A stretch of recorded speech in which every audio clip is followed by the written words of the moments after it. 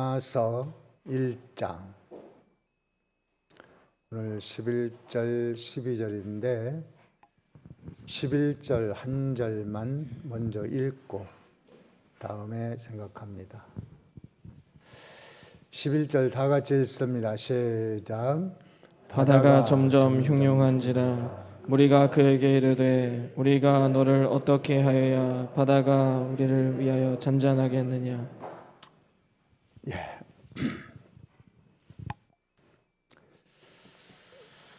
요나는 하나님께서 부르신 선지자였습니다. 하나님께서 선교하라고 명령했는데 여러 가지 이유에서 하나님을 불순종했습니다. 불순종할 때는 아무런 이유 없이 한 것이 아니고 하나님의 명령이 합당치 못하다는 거기에 대한 항변을 하고 나는 그렇게는 못합니다라고 하나님 앞에 불순종의 이유를 밝히고 하나님이 명한 곳의 반대편으로 갔습니다. 배를 타고 갔고 깊이 잠이 들었습니다. 거기까지는 하고 싶은 대로 다 한 겁니다. 이제는 하나님이 일하실 차례입니다. 태풍을 바다 위에 불게 하사 배가 거의 깨어질 지경에 이르렀다고 했죠. 그래서 선원들은 각각 자기의 신을 불렀고 요나는 잠이 들어 있으니 선장이 그를 깨워 너의 신을 찾으라고 책망을 했습니다. 그래도 바다는 잔잔하지 않으니까 누가 죄를 지어서 이런 일이 있는가, 우리 심지를 뽑아서 죄를 찾아내자. 심지를 뽑았는데 요나가 됐죠. 요나가 죄인으로 잡혀버렸습니다. 여기까지의 이 사건은 우리 인생은 언젠가는 우리가 품고 있는 행동한 아담 이후로부터의 모든 죄악에 대해서 그것이 다 드러나는 일이 있다. 죄인으로 적발될 날이 있다는 것을 보여주는 모형계시입니다. 아담이 범죄한 원죄를 가지고 우리는 태어날 때부터 죄인이라는 이런 오명을 가지고 출생했습니다. 그러면 그런 사람이 사는 방식은 원죄의 부산물로 살아갈 수밖에 없어요. 하나님과 단절된 상태. 하나님이 어디 있어? 천국이 어디 있어? 성경이 하나님 말씀인가? 사람이 있었지. 교회는 다 그저 맘약한 사람들이 가서 하나님께 뭘 달라고 하는 거지. 나야 뭐 건강하고 돈 있고 뭐가 부족한가? 그렇게 하나님 같은 분을 있다고 부짓고 찾아야만 되나? 이렇게 살아가는 것이 원죄를 가진 사람들의 공통된 마음입니다. 그리고 그것으로 인해서 본죄라고 하는 자범죄 요구죄 속에 살아갑니다. 그 죄의 종류에는 하나님이 맡겨준 사명, 그 사역도 있고 또 계명이라고 하는 것이 있는데 하나님이 하라고 한 것도 있고 하지 말라고 한 것도 있습니다. 그 모든 것에 대해서 거부 반응 일으키는 것이 아담의 속성 유전죄로 인해서 거부하는 겁니다. 요나도 하나님 앞에 부름받은 선지자지만은 그 속에도 두 마음이 있어요. 아담으로부터 물려받은 죄악의 속성도 있고 예수 믿었으니까 하나님께로부터 온 성령의 속성도 있습니다. 하나님의 명령을 받았을 때 그 둘과의 싸움에서 아담의 속성이 이겼습니다. 이겨서 자신감을 가지고 갔습니다. 가다가 풍랑을 만나는데 인간의 힘으로는 해결할 수 없는 폭풍을 만났습니다. 우리 인생도 인생 폭풍 많이 있습니다. 지금 전 세계로 불어닥친 코로나 사건, 그 뒤에 또 꼬리를 물고 일어나는 원숭이 두창이라고 하는 이런 천연두와 같은 전염병, 또 무슨 살을 먹는 그런 바이러스도 일어나고 끊임없이 일어나고 있습니다.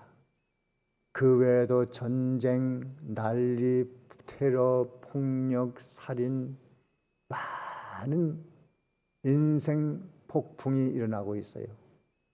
개인적으로 보면 실패, 질병, 노화, 이 모든 것들이 인간을 위협하는 풍랑입니다. 그런 때에 우리가 무엇을 어떻게 하라는 것인가? 우리의 죄를 우리 스스로 찾고 하나님 앞에 돌이키면 됩니다. 선장과 선원은 요나가 제비 뽑히니까 안도감을 가졌죠. 저 사람이 죄를 졌고 우리는 괜찮구나. 절대로 그런 것이 아닙니다. 요나는 명령을 거역한 죄고 이미 거듭난 사람인데 명령을 거역한 죄고, 또 그 선장이나 선원들은 원죄를 가지고 있는 것을 몰랐습니다. 또 그들은 각각 자기 신을 찾는 우상을 섬기는 죄가 있는 것을 몰랐습니다. 그러면 모르면 지금은 괜찮은가? 언젠가는 그 죄가 자기를 찾아올 때에 인생은 두 손 들고 영원히 슬피 울며 이를 가는 불타는 지옥에 목마른 물 한 모금도 한 방울도 동정이 없는 그런 곳에 떨어지고 말 것입니다. 그것은 사후에 일어나는 일이니 누가 알 것이냐, 그렇게 생각할지 모르나 지상에서 다 당합니다. 하나님 없이 사는 그 심령 깊은 속에 행복이 없습니다. 하나님이 주신 물질로 먹고 입고 배불르니 그것으로 단줄 알지만 한 발짝 물러서서 내가 과연 어디서 왔지? 뭐 때문에 살지? 어떻게 살지? 왜 살지? 사후에는 어떻게 되는 거야? 정말 하나님은 살아계신가? 있다면 우리는 어떻게 하지? 근본 문제에 대해서는 덮어놓고 살지만 언젠가는 그 문제를 해결하지 못하고 갔기 때문에 슬피 울며 가슴치고 통곡할 날이 반드시 올 겁니다.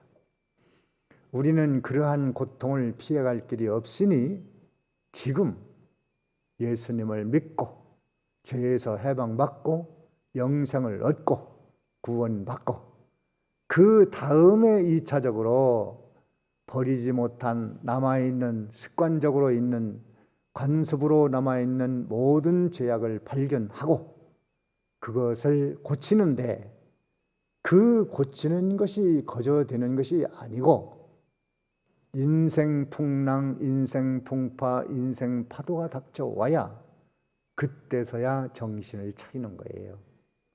그렇게 하나님은 활용하시는 겁니다. 무엇으로 정신 차리게 한다고요? 우리의 악령악행악습 악성을 여기서 벗어나게 하는 것은 무엇이 할 수 있어요? 인생 풍랑입니다. 인생 태풍입니다. 없는 사람이 없습니다. 없는 사람이 없는데 그런 태풍을 우리의 신앙 발전에 잘 활용하는 사람은 인생 성공, 영원 승리자가 되고, 그거 뭐 우연히 바다에선 바람 부는 거잖아. 뭐 온도 기온차로 이게 태풍이 불어오는 거 아니야? 바다는 늘상 그런 거야. 그렇게 하고 넘어간다고 하면 발견하지 못한 죄는 그대로 있으니 그것을 해결하지 못한 그 결과는 너무나도 끔찍하다. 하는 사실을 알아야 됩니다. 그래서 이 코로나 사건도 누구 책임이라고 할 것이 아니고 각 사람이 이것은 나의 신앙을 깨우려고 오는 거야. 내가 이것을 통해서 하나님 앞에 기도해야지. 세상으로 달리던 일에 브레이크를 좀 걸어봐야지. 하나님께로 나아가는 악셀레터를 좀 밟아봐야지. 그러면은 그 코로나는 우리에게 결코 손해가 아닙니다. 그것을 우리가 깨달는 것이죠. 인생의 노화도 우리의 신앙 발전에 잘 동원하면 그 사람만 복을 받습니다. 가정적인 환난, 개인적인 고통, 심령의 고통, 사랑과의 갈등, 마음으로 받은 상처, 여러 가지 세상으로부터 받은 비난과 비방, 욕먹는 거, 가난한 거, 실패한 거, 사기당한 거, 왜 그런 일이 있어야만 합니까? 그것을 다 없애버리면 우리는 영혼이 망하고 인생의 내일이 망쳐버리기 때문에 인생 태풍은 불어오는 것이다. 우리는 그렇게 배우라고 이 말씀을 기록한 겁니다. 모든 우리에게 당한 환난, 핍박, 고난, 시험, 질병, 실패, 가난, 노화, 질병 이런 것들은 신앙인이라면 하나님 앞에 바로 서려고 준 거야. 그렇게 하는 사람만 복을 받습니다. 그렇게 활용 못하면 몸이 아파도 병원에 가면서 치료를 받으면서도 내가 하나님 앞에 좀 더 가까이 나가야지. 그래서 이 코로나 사건이 여러분의 신앙 발전에 크게 이바지했다. 합력하여 선을 이루었다. 다 같이 합력하여 선을 이루었다. 그렇게 고백하게 되기를 바랍니다. 이제 이 사건이 지난 뒤에는 여러분이 예배할 때도 시간도 잘 지키고, 그전에는 지각했지만 이제는 내가 지각하는 버릇 고쳐야지.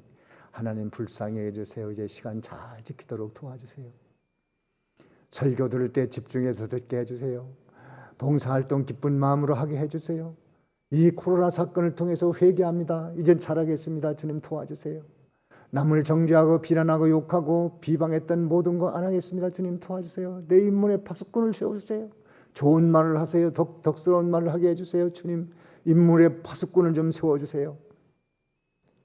시인과 같이 그렇게 기도하면서 이번 이 인생 태풍, 세계적으로 불어온 이 태풍이 우리 신앙 성장에 크게 유익했노라고 먼 후일에 고백하고 영광 돌리는 여러분이 되어지기를 바랍니다. 이제 오늘 이 말씀은 요나가 제비 뽑혀서 죄인을 고백했습니다. 고백했는데 하나님께 고백한 것이 아니고 선장이나 선원들에게 이 풍랑은 내가 잘못해서야. 그러니까 그 선장이 너 어디서 온 사람이냐? 어느 민족이냐? 뭐 때문에 이렇게 됐냐? 그래서 이 요나가 상세히 진술을 했습니다. 내가 하나님 앞에 잘못해서 그렇다. 불순종해서 그렇다. 고백을 하니까 그 선원들이 두려워했습니다. 야, 여호와 하나님은 이런 분이야? 태풍까지 일으킬 수 있는 분이야? 그들이 벌벌 떨고 있습니다. 떨어도 믿지는 않았어요. 자, 그러면 그 정도 되면 태풍이 멈춰야 되지 않을까요? 그런데 오늘 보니까 점점 더 심해갔어요? 덜해졌어요? 점점 더 심했죠? 막 파도가 그냥 배를 쾅쾅 때리는데 죽기 일보 직전이에요. 어지간히 회개한다고 태풍이 멈추는 거 아닙니다. 하나님의 목적이 있어요. 목적.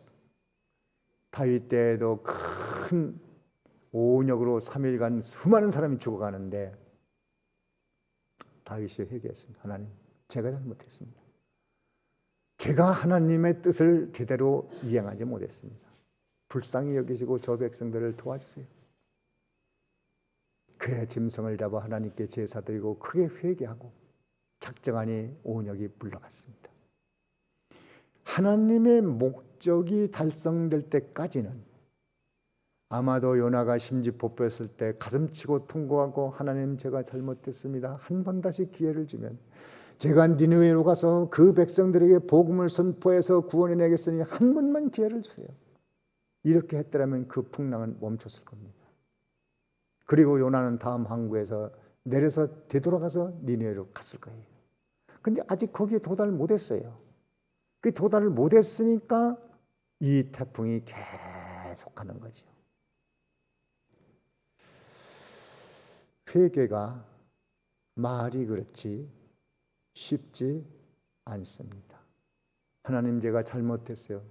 거기서 멈추면 안 되는 거예요. 이제는 방향 전환해서 가야 되는 거예요. 완전히 하나님이 신뢰할 만큼 인정받도록 하는 것이 회개입니다.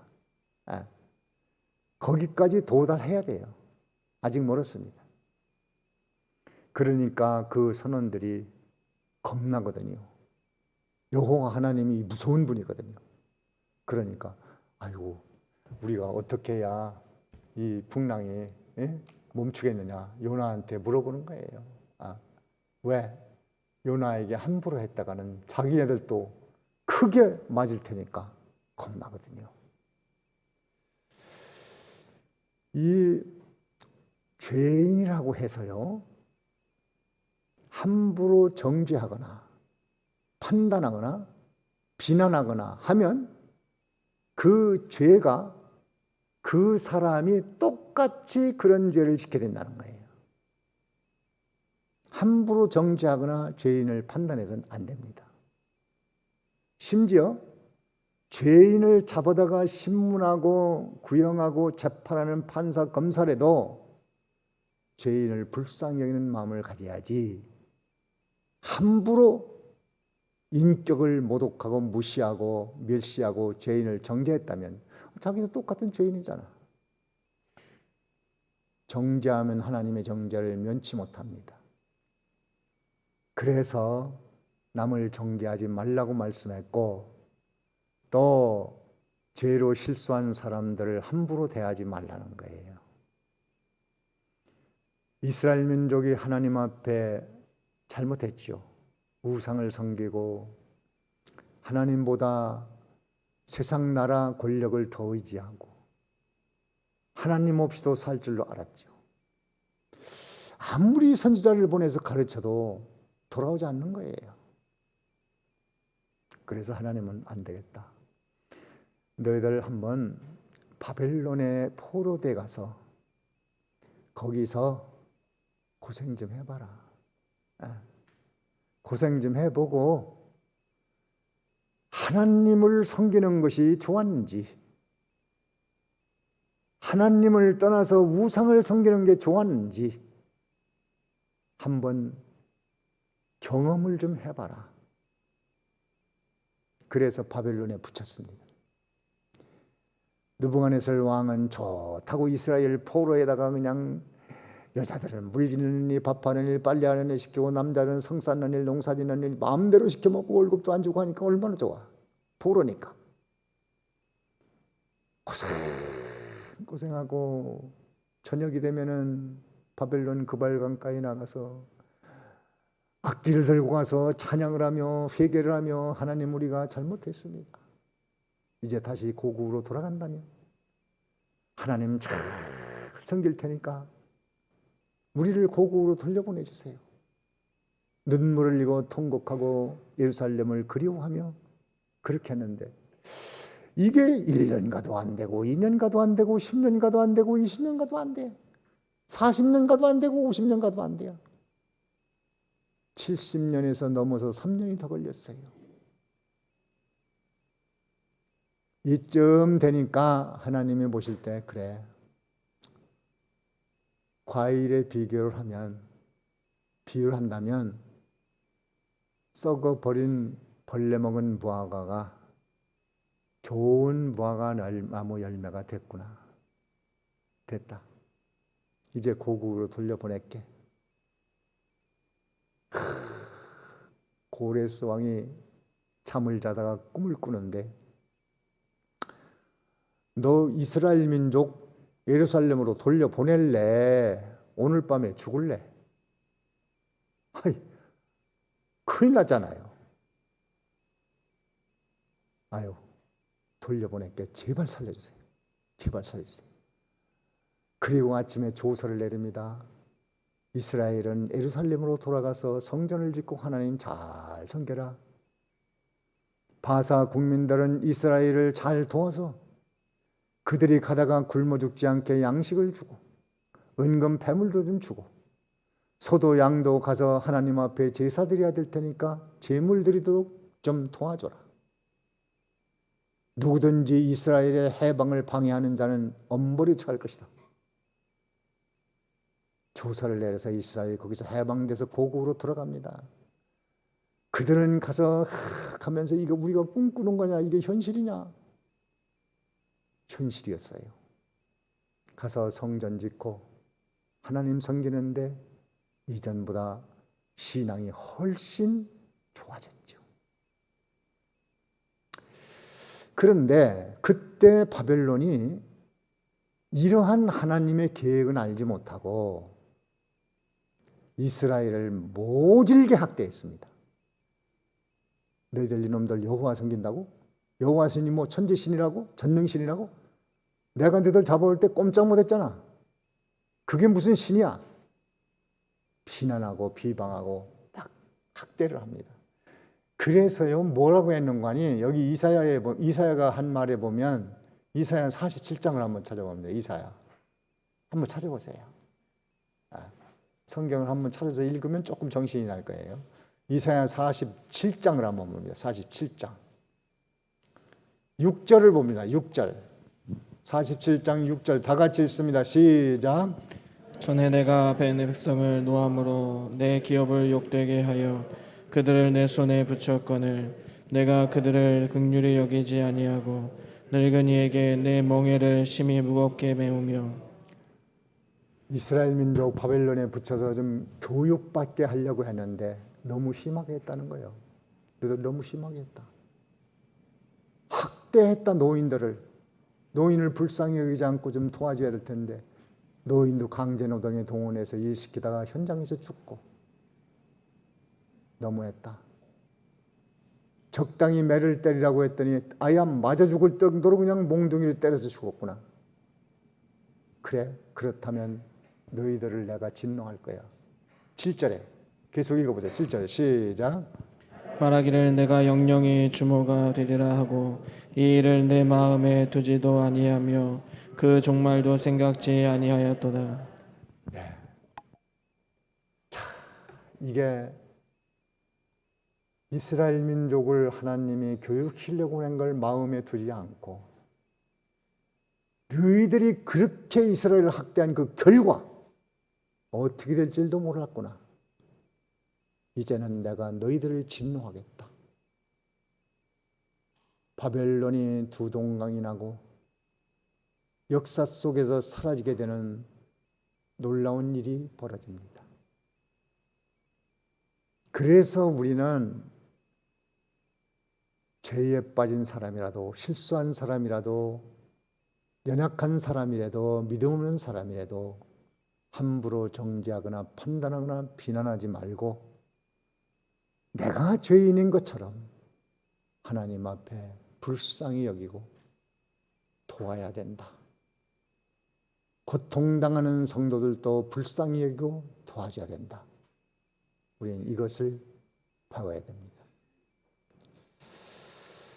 선원들은 그래도 요나를 잔인하게 다루지 않은 것은 두려워서 그나마 너를 어찌하면 좋겠느냐. 자기들이 결정을 못하고 요나의 의견을 따라서 하기로 마음을 먹는 겁니다. 그래서 하는 말이 그 다음 절에 우리 본문 12절에 12절 다 같이 읽습니다. 시작. 그가 대답하되 나를 들어 바다에 던지라. 그리하면 바다가 너희를 위하여 잔잔하리라. 너희가 이 큰 폭풍을 만난 것이 나의 연고인 줄을 내가 아노라 하니라. 네. 요나가 그래 내가 죄이냐 나를 바다에 던져 나를 죽여라. 그러면 바다가 잔잔하게 될 것이다. 이 일은 순전히 내가 하나님 명령을 거역한 것 때문에 온 것이니까 내가 책임지겠다. 자기가 책임을 지는 것. 우리가 이 세상 살아가면서요, 잘된 일, 좋은 일이 생겨 보십시오. 서로 잘했다, 자기가 그랬다고 합니다. 서로. 그건 누구나 다 그래요. 일이 잘 되면 다 이건 내 공로야. 내가 이렇게 해서, 내가 이렇게 해서, 내가 이렇게. 본인도 그렇고 주변 사람도 그렇고 옆에 사람도 그렇고 다 자기가 잘했다는 거예요. 잘못하면 어떻게 하죠? 잘못되면 모두 남 탓합니다. 이게 세상이에요. 이게 세상. 그래요? 안 그래요? 안 그럽니까? 이 교회도 교회를 이렇게 지어서 우리가 예배 드리잖아요. 거기 참여한 사람들은 다 10,000원을 헌금했어도 내가 헌금한 걸로 진 거야. 그렇게 할 수 있어요. 그러다가 일이 안 돼 보십시오. 전부 또 반대편에 섭니다. 비난합니다. 이게 세상인데 각기 우리는 책임질 줄 아는 사람이 되어야 되겠어요. 특별히 안 된 일에 대해서 내가 책임져야 될 부분이 분명히 있다는 사실, 그것을 알아야 돼요. 지금 현실에 일어나는 코로나 사건도 나에게도 책임이 있다고 생각하면 얼마나 인격이 깊은 사람입니까? 그래, 내가 하나님 앞에 믿음으로 바로 살지 못해 이런 세계적으로 이런 날이 일어나는 거야. 온 세계가 그렇게 생각한다고 합시다. 하나님 노를 거두지 않을까요? 하나님은 즉시 노를 풀어버릴 것입니다. 근데 그렇게 안 해요. 책임질 사람을 찾아 나섭니다. 누구 책임이냐? 정치계가 꼭 그렇잖아요. 정치계가. 뭐가 잘못되면 이건 야당 책임이다. 여당은 또 야당 책임, 야당은 여당 책임. 아무개 때문에 아무개.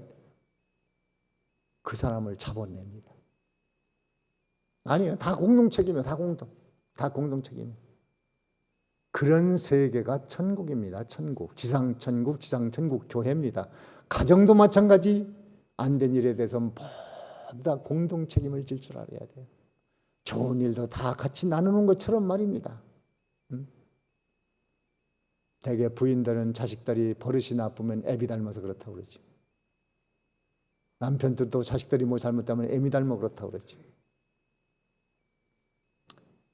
아닙니다. 50% 공동 책임입니다.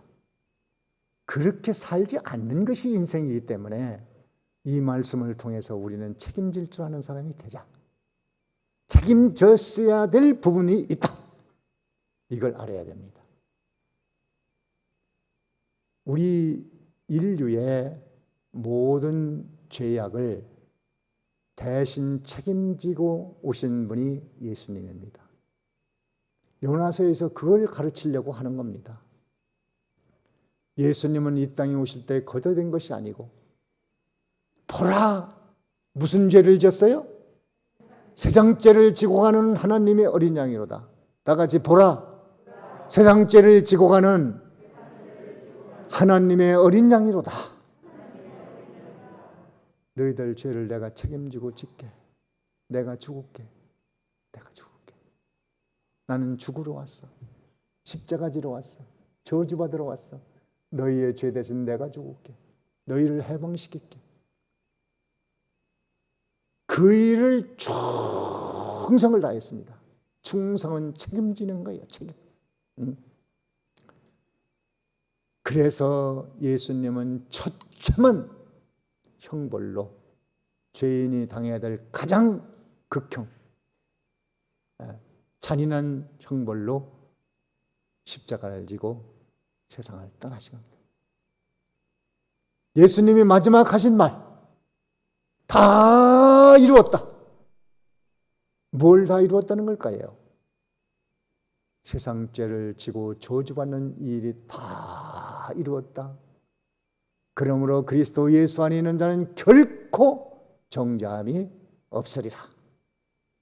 예수님이 지고 갈 죄를 다 지고 가니까 하나님이 하실 일을 하는데 3일 후에 부활시켜서 온 세계가 예수님 앞에 무릎 꿇고 주여 하고 굴복을 하게 만들었습니다.